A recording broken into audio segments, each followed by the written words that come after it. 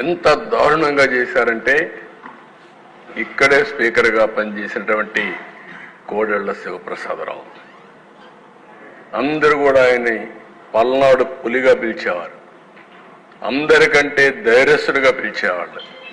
అలాంటి వ్యక్తి మీద 18 కేసులు పెట్టారు. నేను అడుగుతున్నా, ఏదో ఫర్నిచర్ని ఆయన మిస్యూజ్ చేశాడని ఆ ఫర్నిచర్ తిరిగి ఇవ్వలేదని కేసు. ఇప్పుడు నేను అడుగుతున్న ఈనాటి ముఖ్యమంత్రి, ఆనాటి ముఖ్యమంత్రి, ఇప్పుడు కూడా ఆయన ఇంట్లో ఫర్నిచర్ ఉంది, గవర్నమెంట్ ఫర్నిచర్ ఉంది.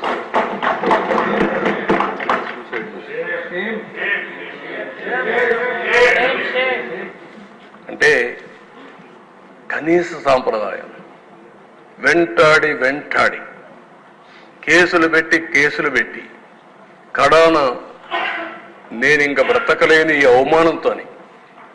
అవమానంతో ఆత్మహత్య చేసుకున్నాడు కోడెళ్ల శివప్రసాదరావు. ఇది ఈ నాగరిక ప్రపంచం. నేను చాలాసార్లు ఇక్కడ మంత్రులుగా ఉన్నాం, నేను కూడా ఎప్పటి నుంచో చూశాను. ఫర్నిచర్ అనేది చాలా చిన్న విషయం. ఒకవేళ ఏదైనా ఫర్నిచర్ ఉంటే సెటిల్ చేస్తారు, నామినల్ ఎక్స్పెండిచర్ వేసి వాళ్ళు కావాలంటే తీసుకుంటారు, లేకపోతే మనం గవర్నమెంట్ బ్యాక్ తెచ్చుకుంటుంది. అలాంటివి చేశారు.